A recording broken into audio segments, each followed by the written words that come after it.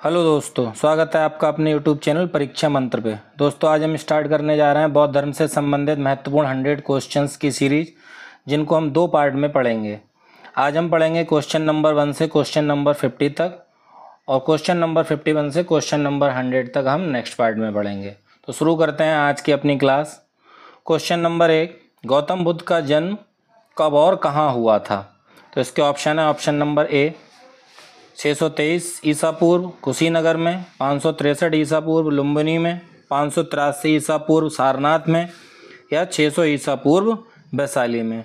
तो गौतम बुद्ध के अगर जन्म की बात करें तो गौतम बुद्ध का जन्म हुआ था 563 ईसा पूर्व लुम्बिनी नामक स्थान पर। तो इसका सही आंसर होगा ऑप्शन नंबर बी, 563 ईसा पूर्व लुम्बिनी में।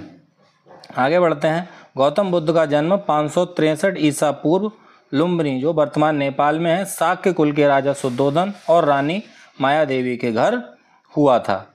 Next question, question number 2, Buddha का बाल्य नाम क्या था? तो इसके ऑप्शन है, option number A Shuddhodana, option number B Rahul, option number C Siddhartha, या ऑप्शन नंबर डी अंगुलीमाल। तो बुद्ध का जो बाल्य नाम था या बचपन का नाम क्या था? तो इसका करेक्ट आंसर होगा, बुद्ध के बचपन का नाम था option number C Siddhartha. Gautam Buddha के बचपन का नाम था। आगे बढ़ते हैं। जन्म के समय उनका नाम सिद्धार्थ रखा गया, इसका अर्थ होता है जिसका उद्देश्य सिद्ध हो गया हो।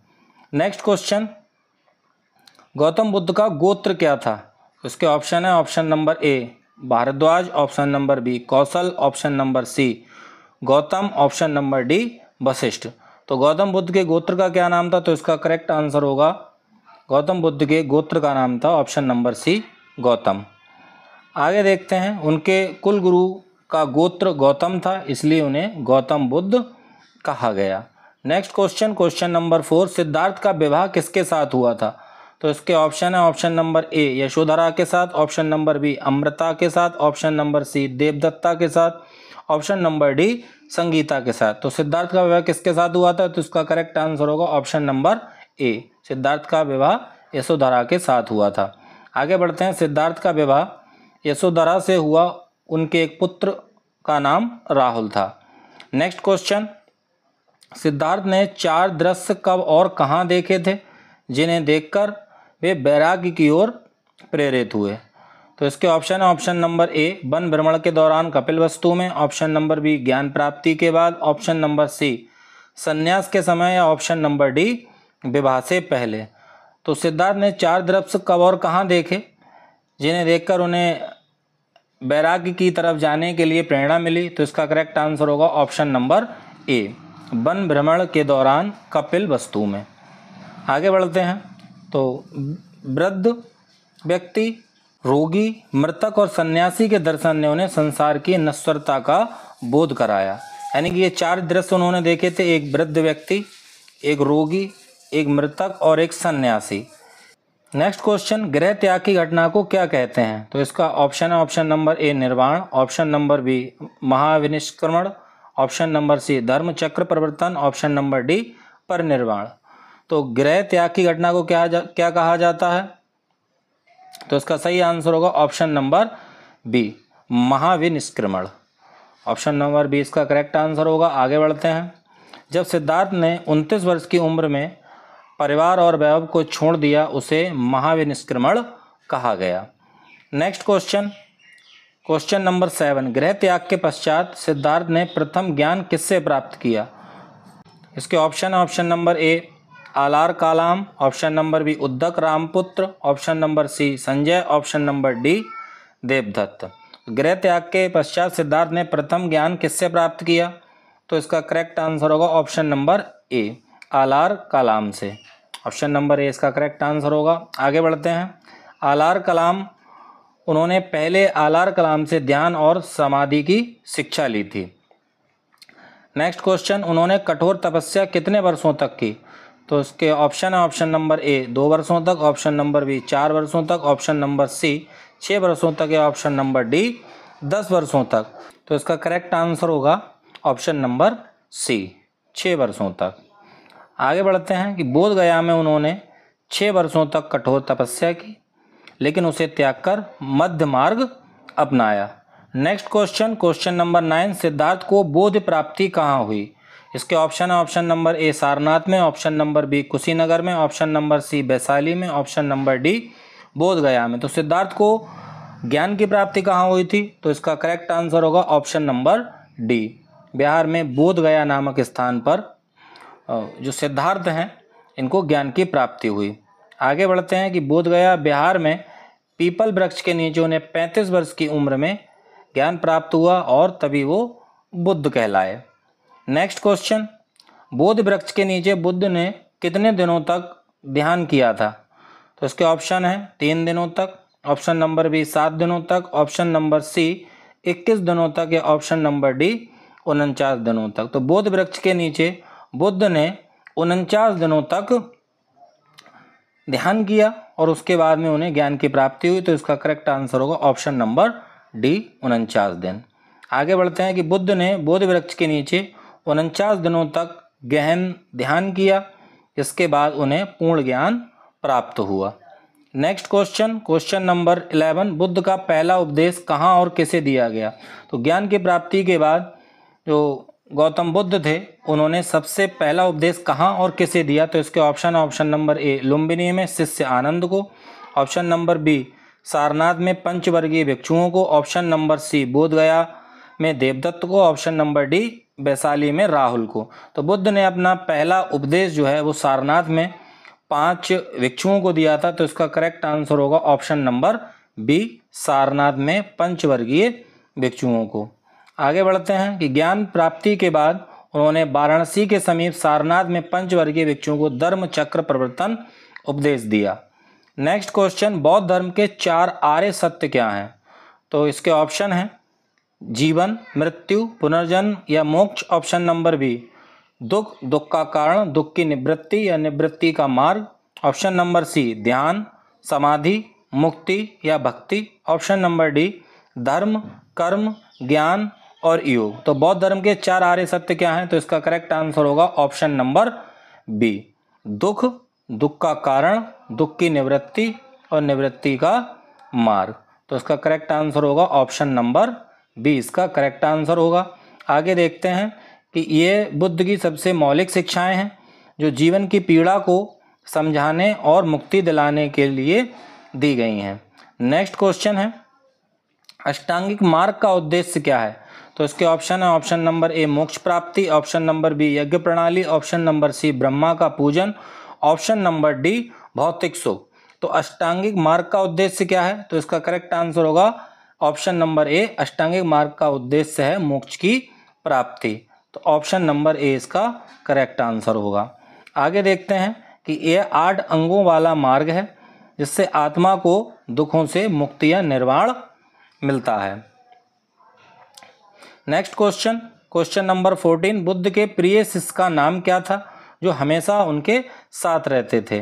तो इसके ऑप्शन है option number A Rahul, option number B Upali, option number C Anand, option number D Kashyap. तो बुद्ध के सबसे जो प्रिय शिष्य थे जो उनके हमेशा साथ रहा करते थे उनका नाम था ऑप्शन नंबर सी आनंद, उनके सबसे प्रमुख शिष्य थे। आगे बढ़ते हैं कि आनंद बुद्ध के चचेरे भाई और इनके प्रिय शिष्य थे जो 25 वर्षों तक उनके साथ रहे।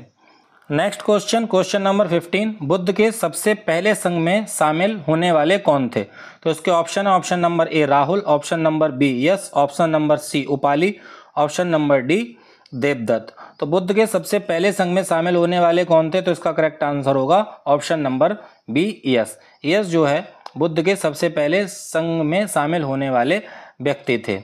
आगे बढ़ते हैं, यश और उनके 54 मित्र पहले गृहस्थ थे जिन्होंने बाद में संघ में प्रवेश लिया। Next question, question number 16, Buddha ने सबसे अधिक उपदेश कहाँ दिए? तो इसके ऑप्शन है ऑप्शन नंबर ए लुम्बिनी में, ऑप्शन नंबर बी राजगृह में, ऑप्शन नंबर सी श्रावस्ती में, ऑप्शन नंबर डी सारनाथ में। तो सबसे अधिक उपदेश दिए थे गौतम बुद्ध ने श्रावस्ती के अंदर। तो इसका करेक्ट आंसर होगा ऑप्शन नंबर सी श्रावस्ती में गौतम बुद्ध ने सबसे अधिक उपदेश दिए। आगे बढ़ते हैं, श्रावस्ती में बुद्ध ने अपने जीवन काल के 24 वर्ष बिताए और सबसे अधिक उपदेश दिए। Next question, question number 17, Rahul को बुद्ध ने क्या उपदेश दिया? तो इसके ऑप्शन है option number A Vinaya, option number B Dhammapada, option number C Ambalatthika, option number D Rahulovada Sutta. तो राहुल को बुद्ध ने क्या उपदेश दिए? तो इसका करेक्ट आंसर होगा ऑप्शन नंबर डी, राहुलोबाद सुत्त नामक उपदेश दिए। आगे बढ़ते हैं कि उन्होंने अपने पुत्र राहुल को आत्मचिंतन, सत्यवादिता और संयम पर उपदेश दिए, जिसको राहुलोबाद सुत्त कहा गया। नेक्स्ट क्वेश्चन, बुद्ध ने कितनी भाषाओं में उपदेश देने की अनुमति दी? ऑप्शन नंबर ए केवल संस्कृत में, ऑप्शन नंबर बी केवल पाली में, ऑप्शन नंबर सी जन भाषा में, ऑप्शन नंबर डी प्राकृत भाषा में। तो बुद्ध ने कितनी भाषाओं में उपदेश देने की अनुमति दी? तो बुद्ध जो है, जो जहाँ पर उपदेश देते थे तो वहाँ की जो जन भाषा होती थी, वहाँ के जो लोगों की भाषा होती थी, उसमें जो है अपने उपदेश दिया करते थे। तो इसका करेक्ट आंसर होगा ऑप्शन नंबर सी, इसका करेक्ट आंसर होगा। जन भाषा में उपदेश देने की अनुमति दी थी गौतम बुद्ध ने अपने शिष्यों को। नेक्स्ट क्वेश्चन, इसको पढ़ लेते हैं कि बुद्ध ने उपदेशों के लिए पाली और अन्य जन भाषाओं को प्राथमिकता दी ताकि आम लोग धर्म को समझ सकें। Next question, question number 19, Buddha ने अंतिम उपदेश किसे और कहाँ दिए? तो बुद्ध ने अंतिम उपदेश कहाँ और किसे दिए? इसके ऑप्शन है ऑप्शन नंबर ए आनंद को वैशाली के अंदर, ऑप्शन नंबर बी उपाली को श्रावस्ती में, ऑप्शन नंबर सी चुंड को कुशीनगर में, ऑप्शन नंबर डी देवदत्त को पाटलिपुत्र में। तो गौतम बुद्ध ने अपने अंतिम उपदेश अपने शिष्य आनंद को वैशाली के अंदर दिए थे। तो इसका करेक्ट आंसर होगा आनंद को वैशाली में गौतम बुद्ध ने अंतिम उपदेश दिए थे। आगे बढ़ते हैं, परिनिर्वाण से पूर्व उन्होंने वैशाली में अपने प्रिय शिष्य आनंद को अंतिम उपदेश दिया। Next question, question number 20, Buddha को महापरिनिर्वाण कब और कहाँ हुआ? ऑप्शन नंबर ए 480 ईसा पूर्व लुम्बिनी में, ऑप्शन नंबर बी 483 ईसा पूर्व कुशीनगर में, ऑप्शन नंबर सी 500 ईसा पूर्व पाटलिपुत्र में, या ऑप्शन नंबर डी 460 ईसा पूर्व श्रावस्ती में। तो बुद्ध को महापरिनिर्वाण कब और कहाँ हुआ? तो इसका करेक्ट आंसर होगा ऑप्शन नंबर बी, बुद्ध का महापरिनिर्वाण 483 ईसा पूर्व कुशीनगर में हुआ था। यानी कि 483 ईसा पूर्व कुशीनगर में गौतम बुद्ध ने अपने प्राण त्याग दिए, अपना शरीर छोड़ दिया और महापरिनिर्वाण की प्राप्ति कर ली। आगे देखते हैं कि 80 वर्ष की आयु में बुद्ध ने कुशीनगर में महापरिनिर्वाण प्राप्त किया। Next question, question number 21, Buddha के महापरिनिर्वाण के बाद प्रथम बौद्ध संगति कहाँ हुई थी? तो इसके ऑप्शन है ऑप्शन नंबर ए वैशाली में, ऑप्शन नंबर बी राजगृह में, ऑप्शन नंबर सी कुशीनगर में, ऑप्शन नंबर डी सारनाथ में। तो प्रथम बौद्ध संगति कहाँ हुई थी? तो इसका करेक्ट आंसर होगा प्रथम बौद्ध संगति हुई थी राजगृह में। तो बी इसका करेक्ट आंसर होगा। आगे देखते हैं कि प्रथम बौद्ध संगति 483 ईसा पूर्व राजगृह, इसको राजगीर कहते हैं, कि सप्तपर्णी गुफा में हुई थी। इसकी अध्यक्षता महाकश्यप ने की और उपासक आनंद व उपाली ने बुद्ध के उपदेशों को संकलित किया। नेक्स्ट क्वेश्चन, पहली बौद्ध संगति में किन ग्रंथों का संकलन किया गया? तो इसके ऑप्शन है option number A Tripitaka, option number B Sutta और Vinaya Pitaka, option number C Abhidhamma Pitaka, option number D Dhammapada. तो पहली बौद्ध संगति में किन ग्रंथों का संकलन किया गया? तो इसका करेक्ट आंसर होगा सुत्त और विनय पिटक। यानी कि पहली बौद्ध संगति में सुत्त और विनय पिटक ग्रंथों का संकलन किया गया। आगे बढ़ते हैं कि सुत्त पिटक उपदेश को आनंद ने और विनय पिटक नियम को उपाली ने उद्धृत किया। नेक्स्ट क्वेश्चन, क्वेश्चन नंबर 23, द्वितीय बौद्ध संगति किस स्थान पर हुई थी? तो इसके ऑप्शन है ऑप्शन नंबर ए वैशाली में, ऑप्शन नंबर बी पाटलिपुत्र में, ऑप्शन नंबर सी राजगृह में, ऑप्शन नंबर डी उज्जैन में। तो द्वितीय बौद्ध संगति कहाँ हुई थी? तो इसका करेक्ट आंसर होगा द्वितीय बौद्ध संगति हुई थी वैशाली में। ऑप्शन नंबर ए इसका करेक्ट आंसर होगा। आगे देखते हैं कि ये संगति बुद्ध के निर्वाण के लगभग 100 वर्ष बाद वैशाली में हुई। इसमें भिक्षुओं के आचरण संबंधी 10 नियमों पर विवाद हुआ। नेक्स्ट क्वेश्चन, द्वितीय संगति के समय बौद्ध संघ में कौन सी 2 शाखाएं बन गई थीं? तो इसके ऑप्शन है ऑप्शन नंबर ए हीनयान और Mahayana, option number B Sthaviravada और Mahasanghika, option number C Upali पंथ और आनंद पंथ, ऑप्शन नंबर डी बोधिवाद या सूत्रवाद। तो द्वितीय संगति के समय बौद्ध संघ में कौन सी 2 शाखाएं बन गई थी? तो इसका करेक्ट आंसर होगा option number B.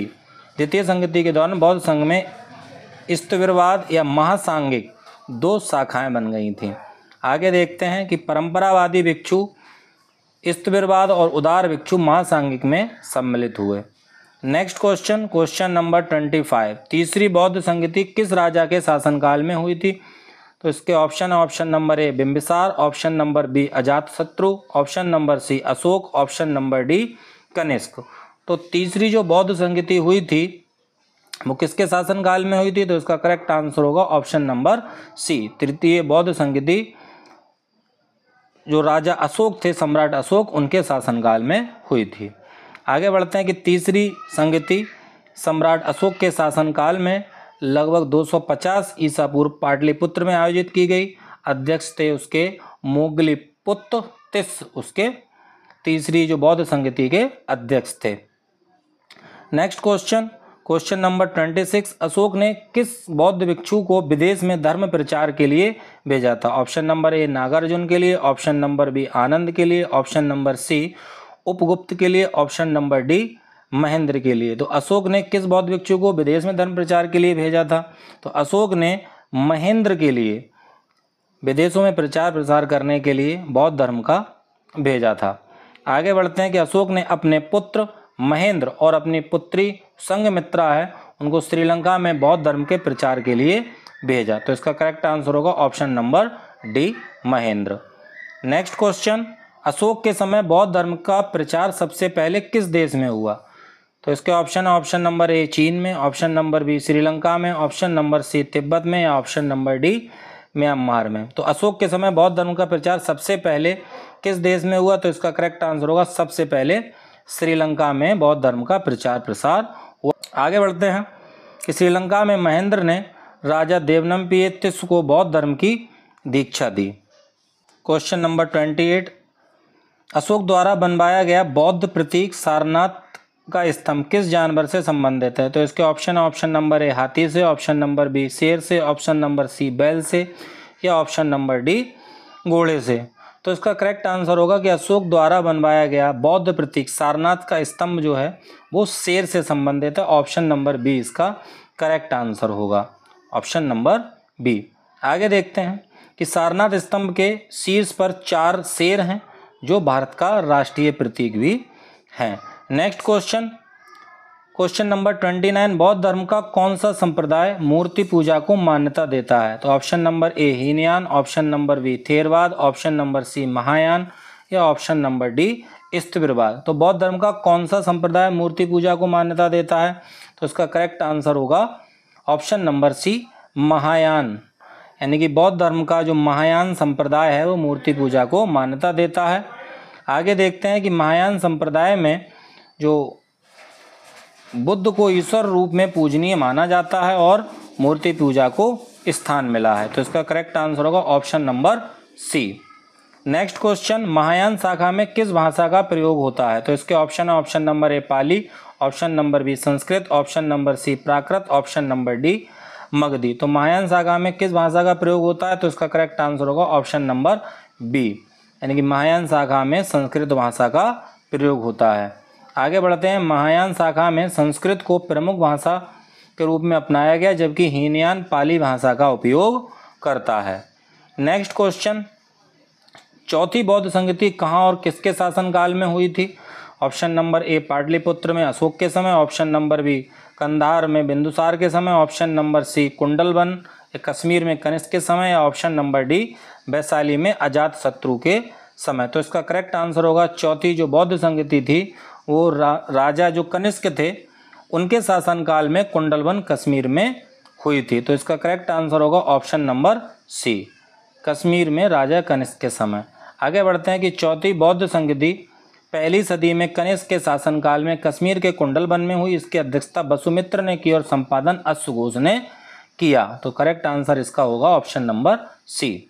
Next question, अश्वघोष कौन थे? तो इसके ऑप्शन है ऑप्शन नंबर ए बौद्ध भिक्षु थे, ऑप्शन नंबर बी संस्कृत कवि थे, ऑप्शन नंबर सी कनिष्क के दरबारी थे या ऑप्शन नंबर डी उपरोक्त सभी। तो इसका करेक्ट आंसर होगा अश्वघोष कौन थे? तो अश्वघोष कनिष्क के दरबार में रहने वाले एक बौद्ध भिक्षु और संस्कृत के कवि थे। तो इसका करेक्ट आंसर होगा ऑप्शन नंबर डी। आगे देखते हैं कि अश्वघोष कनिष्क के दरबार में संस्कृत के विद्वान कवि और बौद्ध भिक्षु थे, इन्होंने बुद्ध चरित्र की रचना की।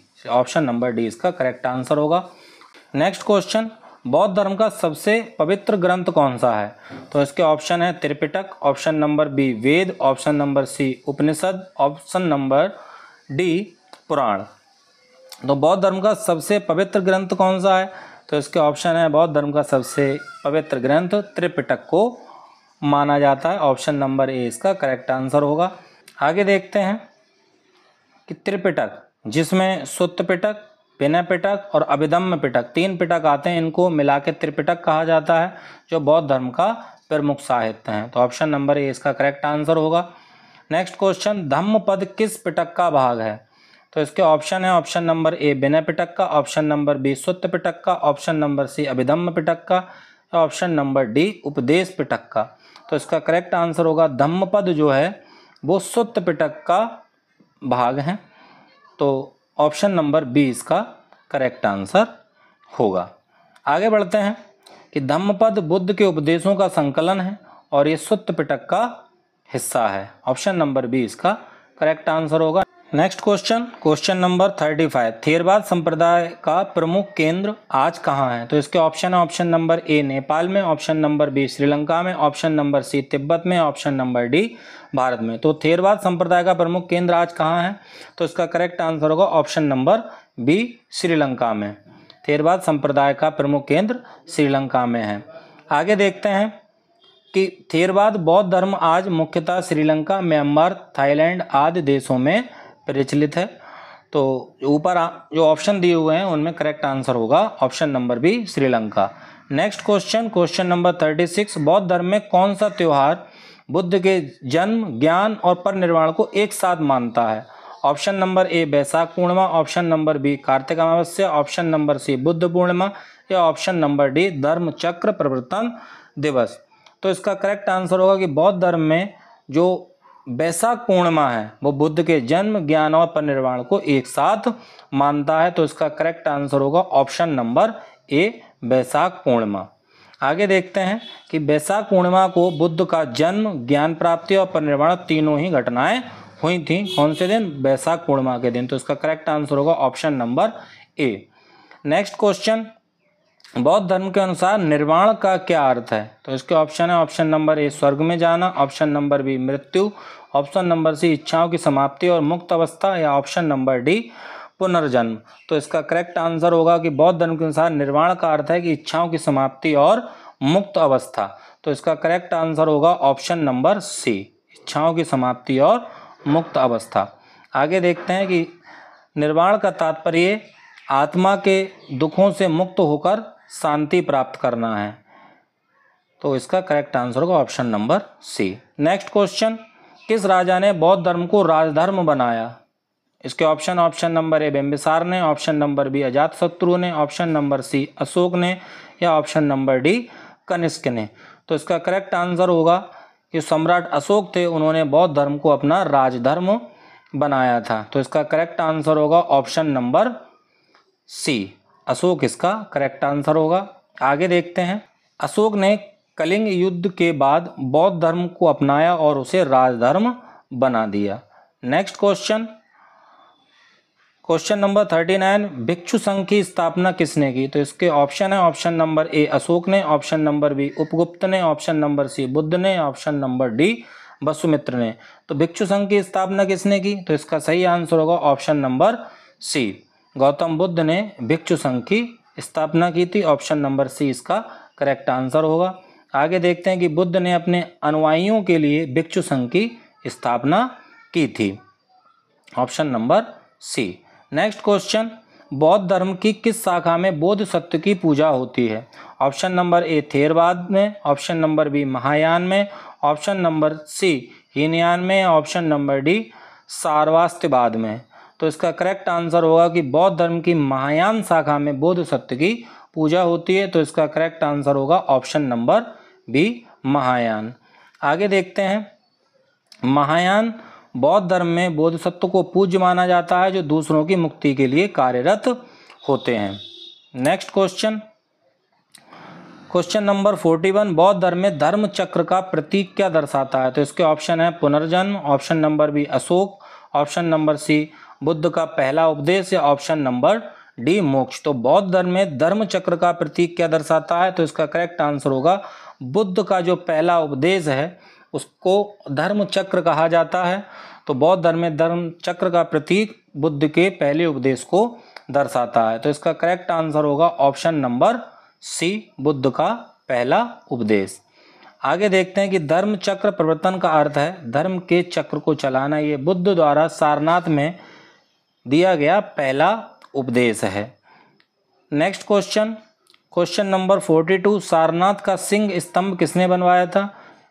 तो इसके ऑप्शन है ऑप्शन नंबर ए कनिष्क ने, ऑप्शन नंबर बी हर्षवर्धन ने, ऑप्शन नंबर सी अशोक ने, ऑप्शन नंबर डी बिंबिसार ने। तो सारनाथ का जो सिंह स्तंभ है उसका निर्माण किसने कराया था? उसका निर्माण कराया था सम्राट अशोक ने। तो इसका करेक्ट आंसर होगा ऑप्शन नंबर सी, सम्राट अशोक। आगे बढ़ते हैं, अशोक ने सारनाथ में 4 मुखी सिंह स्तंभ बनवाया जो आज भारत का राष्ट्रीय प्रतीक है। Next question, question number 43, Sanchi का स्तूप किसने बनवाया? तो इसके ऑप्शन है ऑप्शन नंबर ए कनिष्क ने, ऑप्शन नंबर बी अशोक ने, ऑप्शन नंबर सी समुद्रगुप्त ने, ऑप्शन नंबर डी हर्यक ने। तो इसका करेक्ट आंसर होगा सांची के स्तूप का निर्माण कराया था सम्राट अशोक ने। तो इसका करेक्ट आंसर होगा ऑप्शन नंबर बी। आगे देखते हैं कि मध्य प्रदेश के सांची में स्थित ये विश्व प्रसिद्ध स्तूप सम्राट अशोक द्वारा निर्मित है। तो सांची के स्तूप का निर्माण मध्य प्रदेश के अंदर सम्राट अशोक ने करवाया था। Next question, question number 44, Ajanta की गुफाओं में किस धर्म की चित्रकलाएं पाई जाती हैं? तो ऑप्शन नंबर ए वैदिक धर्म की, ऑप्शन नंबर बी बौद्ध धर्म की, ऑप्शन नंबर सी जैन धर्म की, ऑप्शन नंबर डी शैव धर्म की। तो इसका करेक्ट आंसर होगा ऑप्शन नंबर बी, बौद्ध धर्म की चित्रकलाएं पाई जाती हैं।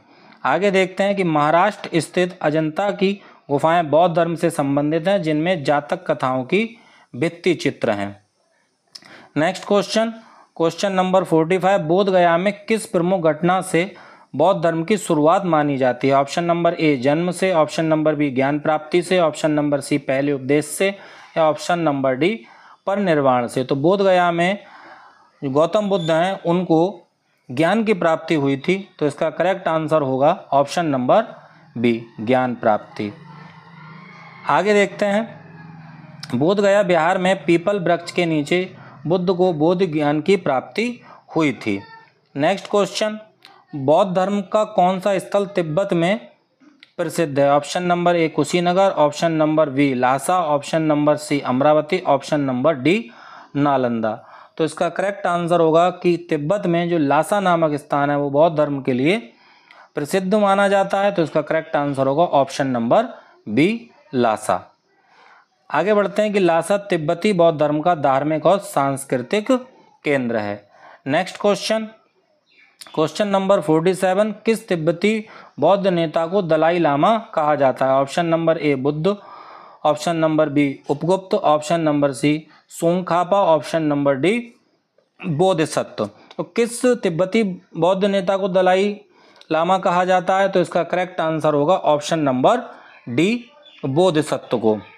आगे बढ़ते हैं कि दलाई लामा को बोधिसत्व अवलोकितेश्वर अवतार माना जाता है।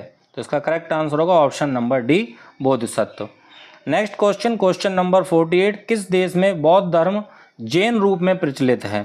ऑप्शन नंबर ए चीन में, ऑप्शन नंबर बी जापान में, ऑप्शन नंबर सी श्रीलंका में, ऑप्शन नंबर डी मंगोलिया में। तो इसका करेक्ट आंसर होगा ऑप्शन नंबर बी जापान। जैन बौद्ध धर्म का ही एक रूप है। जैन धर्म अलग है और ये बौद्ध धर्म को जापान में जैन कहा जाता है, तो जैन रूप में प्रचलित है। आगे देखते हैं, जापान में बौद्ध धर्म का रूप जैन बौद्ध धर्म के रूप में फैला जो ध्यान पर बल देता है। नेक्स्ट क्वेश्चन, क्वेश्चन नंबर 49, तिब्बती बौद्ध धर्म किस प्रमुख शाखा में आता है? तो इसके ऑप्शन है महायान शाखा में, ऑप्शन नंबर बी हीनयान शाखा में, ऑप्शन नंबर सी थेरवाद शाखा में, ऑप्शन नंबर डी योगाचार्य शाखा में। तो इसका करेक्ट आंसर होगा तिब्बती बौद्ध धर्म जो है वो महायान शाखा में आता है, तो इसका सही आंसर होगा ऑप्शन नंबर ए महायान। आगे देखते हैं कि तिब्बती बौद्ध धर्म महायान शाखा का ही विस्तार है, इसमें तांत्रिक परंपराएं भी सम्मिलित हैं, तो इसका सही आंसर होगा ऑप्शन नंबर ए महायान। नेक्स्ट क्वेश्चन, आज का लास्ट क्वेश्चन, क्वेश्चन नंबर 50। किस चीनी यात्री ने भारत आकर बौद्ध धर्म का अध्ययन किया था? तो इसके ऑप्शन नंबर ए मार्को पोलो ने, ऑप्शन नंबर ई फाहियान ने, ऑप्शन नंबर सी कोसला, ऑप्शन नंबर डी चाणक्य। तो किस चीनी यात्री ने भारत आकर बौद्ध धर्म का अध्ययन किया? तो इसका करेक्ट आंसर होगा ऑप्शन नंबर बी फाहियान ने भारत आकर बौद्ध धर्म का अध्ययन किया। और यहाँ पे बौद्ध धर्म की कई जो प्रसिद्ध जो पुस्तकें थी उनका जो चाइनीज भाषा थी उसमें ट्रांसलेट किया, तो इसका करेक्ट आंसर होगा ऑप्शन नंबर बी।